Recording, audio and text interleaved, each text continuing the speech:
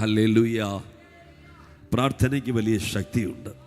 പ്രാർത്ഥനയ്ക്ക്, ഉറക്കെ പറഞ്ഞ, പ്രാർത്ഥനയ്ക്ക് വലിയ ശക്തിയുണ്ട്. പ്രാർത്ഥനയാണ് ഒരു ദൈവ പൈതലിൻ്റെ ഏറ്റവും വലിയ ആയുധം. പ്രാർത്ഥനയാണ് ഒരു ദൈവ പൈതലിൻ്റെ ഏറ്റവും വലിയ ആയുധം. ഉച്ചത്തിൽ പറഞ്ഞേ, എൻ്റെ ആയുധം പ്രാർത്ഥനയാണ്. ഒന്ന് പറഞ്ഞേ, എൻ്റെ ആയുധം പ്രാർത്ഥനയാണ്. പ്രാർത്ഥനയിൽ അപേക്ഷിച്ചപ്പോൾ എലിയാവിന് വേണ്ടി സ്വർഗത്തിലെ ദൈവം ആകാശത്തിൻ്റെ കിളിവാതിലുകളെ അടച്ചു. സ്തോത്രം. വീണ്ടും പ്രാർത്ഥനയിൽ ദൈവത്തോട് അപേക്ഷിച്ചപ്പോൾ അതേ ദൈവം തന്നെ എലിയാവിൻ്റെ പ്രാർത്ഥന തന്നെ കേട്ട് ആകാശത്തിൻ്റെ കിളിവാതിൽ തുറന്നു. ദൈവത്തിൻ്റെ വചനം പറയുന്നത് ആ ഏലിയാവ് നമുക്ക് സമസ്വഭാവമുള്ള മനുഷ്യൻ. അപ്പോൾ നമ്മളും പ്രാർത്ഥനയിൽ ഈ ദിവസങ്ങളിൽ ശക്തരാകണം. പ്രാർത്ഥനയിൽ ഈ ദിവസങ്ങളിൽ ശക്തരാകണം. യേശുവിൻ്റെ അധികാരമുള്ള നാമത്തിൽ ഞാൻ ഇന്ന് രാവിലെ ഇവിടെ പ്രാർത്ഥിക്കുമ്പോൾ കർത്താവിന് പ്രാർത്ഥനയെ മുടക്കുന്ന ചില ശക്തികളുണ്ട്. സ്തോത്രം. അത് മാനുഷിക ശക്തികളാണ്. പ്രാർത്ഥനയെ മുടക്കുന്ന മാനുഷിക ശക്തികൾ. ഇന്ന് യോഗത്തിന് പോകണ്ട, ഇന്ന് പോയില്ലെങ്കിലും കുഴപ്പമില്ല, നാളെ പോകാം. മാനുഷിക ശക്തികൾ.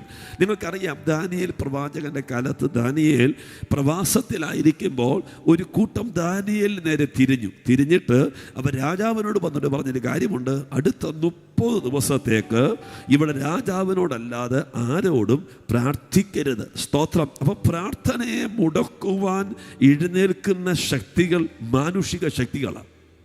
മനസ്സിലാകുന്നുണ്ടോ? പ്രാർത്ഥനയെ മുടക്കുവാൻ എഴുന്നേൽക്കുന്ന ശക്തികൾ മാനുഷിക ശക്തികളാണ്. ആ മാനുഷിക ശക്തികൾ പ്രാർത്ഥനയെ എതിർക്കുവാൻ എഴുന്നേറ്റു. പക്ഷേ ദാനിയേൽ ആ വാക്കുകളെ കാര്യമാക്കിയില്ല. രേഖ എഴുതി എന്നറിഞ്ഞപ്പോൾ ദാനിയേൽ വീട്ടിൽ ചെന്ന് പതിവ് പോലെ തൻ്റെ കിളിവാതിൽ, തൻ്റെ മാളികയുടെ കിളിവാതിൽ യെരൂശലേമിന് നേരെ തുറന്നിട്ട് അവൻ പ്രാർത്ഥിക്കാൻ തുടങ്ങി. ഒന്ന്, മാനുഷിക വാക്കുകളെ, നിയമങ്ങളെ, അതായത് പ്രാർത്ഥനയ്ക്ക് എതിരായി ഉയരുന്ന മാനുഷിക ശക്തികളെ നമ്മൾ ഭയപ്പെടരുത്, അതിനെ നമ്മൾ ജയിക്കണം. സ്തോത്രം. ആ പ്രാർത്ഥനയ്ക്ക് ആ മാനുഷിക ശക്തികളെ നാം ജയിച്ച് പ്രാർത്ഥിക്കാൻ തുടങ്ങുമ്പോൾ പിശാച് ഒന്നാമത് എന്ത് ചെയ്യും? പരാജയപ്പെടും. ഇന്ന് പറയും, ഇന്ന് പോകണ്ട, നാളെ പോകാം, അടുത്ത ആഴ്ച പോകാം, ഈ പ്രാർത്ഥന വേണ്ട എന്ന് മാനുഷിക ശക്തികൾ നമ്മോട് പറയുമ്പോൾ നാം തിരിച്ചറിയണം, ഇതെൻ്റെ പ്രാർത്ഥനയെ മുടക്കുവാൻ വേണ്ടിയുള്ളതാണ്. സ്തോത്രം. ദാനിയേൽ പ്രാർത്ഥിക്കാൻ തുടങ്ങി. നിങ്ങൾക്കറിയാം, ദാനിയേൽ ഉപവസിച്ചു പ്രാർത്ഥിക്കാൻ തുടങ്ങിയപ്പോൾ ആ തീരുമാനത്തിൻ്റെ അകത്ത് ഒരു തടസ്സവും വരുന്നില്ല. പക്ഷേ പ്രാർത്ഥിച്ചു തുടങ്ങിയ ഒന്നാമത്തെ ദിവസം തന്നെ എത്തേണ്ടിടത്തെത്തി. മനസ്സിലാവുന്നുണ്ടോ? എത്തേണ്ടിടത്തെത്തുക മാത്രമല്ല, ഏറ്റവും പ്രിയനായ ദാനിയേലേ, നീ നിന്നെ തന്നെ താഴ്ത്തുവാൻ മനസ്സ് വെച്ച പ്രാരംഭ ദിവസം തന്നെ നിന്റെ പ്രാർത്ഥന ഞാൻ കേൾക്കുക മാത്രമല്ല, നിന്റെ പ്രാർത്ഥനയ്ക്കുള്ള മറുപടിയും പുറപ്പെട്ടു കഴിഞ്ഞു. യേശുവിൻ്റെ നാമത്തിൽ പ്രാർത്ഥന എത്തേണ്ടിടത്തെത്തിയാൽ മറുപടി പുറപ്പെടും. യേശുവിൻ്റെ നാമത്തിൽ പ്രാർത്ഥനയെ തടയുന്ന മാനുഷിക ശക്തികളെ ജയിക്കണം. 2, പ്രാർത്ഥനയുടെ മറുപടിയെ തടയുന്ന ശക്തികൾ. സ്തോത്രം. അതാ ദാനിയേലിനോട് ദൂതൻ പറയുന്നത്, യാസ്, പാർസി രാജ്യത്തിൻ്റെ പ്രഭു, ആ പ്രഭു നിന്റെ പ്രാർത്ഥനയുടെ മറുപടിയെ തടഞ്ഞു വെച്ചു. സ്തോത്രം. നിങ്ങൾക്കറിയാം, മാനുഷികമായിട്ടുള്ള പല വാക്കുകളും നമുക്കിന്ന് പ്രാർത്ഥനയ്ക്ക് വരുന്നതിന് തടസ്സമായിട്ടുണ്ടായിരുന്നു. അതിനെയൊക്കെ ജയിച്ച നാം ഈ പ്രാർത്ഥനയ്ക്ക് ഇന്ന് വന്നിരിക്കുന്നത്. അപ്പോൾ ആ മാനുഷികമായി പോരാടുന്ന ശക്തികളെ നമ്മുടെ കണ്ണുകൊണ്ട് നമുക്ക് കാണുവാൻ കഴിയും. സ്തോത്രം. കണ്ണുകൊണ്ട് കണ്ട് ചിലതുമായി ഫൈറ്റ് ചെയ്താൽ നമ്മൾ ജയിച്ചിവിടെ ആയിരിക്കുന്നത്. എന്നാൽ അടുത്ത മേഖലയ്ക്കകത്ത് വെളിപ്പെട്ടു വരുന്നത് മാനുഷിക കണ്ണുകൊണ്ട് കാണുവാൻ കഴിയാത്ത, മനസ്സിലാവുന്നുണ്ടോ?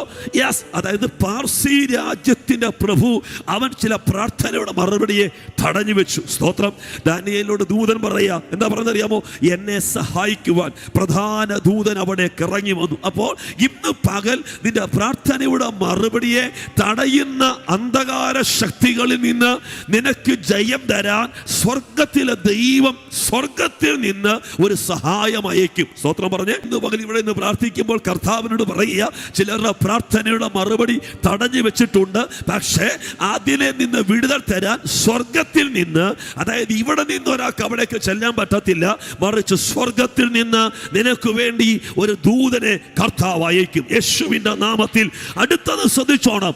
ആ ദൂതൻ ഇറങ്ങി വന്നു കഴിഞ്ഞാൽ പിന്നെ നിന്റെ പ്രാർത്ഥനയുടെ മറുപടി തടഞ്ഞു വെക്കാൻ ആ ശക്തിക്ക് കഴിയത്തില്ല. അപ്പൊ നമുക്ക് ഇന്ന് പകൽ ഇവിടെ ഇരുന്ന് എന്ത് ചെയ്യാൻ പറ്റും? സ്തോത്രം. ആത്മാവിൽ ചിലതിനെ കാണാൻ പറ്റും. എന്ത്? നാളുകളായി പ്രാർത്ഥിക്കുന്നു, മറുപടിയില്ല. നാളുകളായി കരയുന്നു, മറുപടിയില്ല.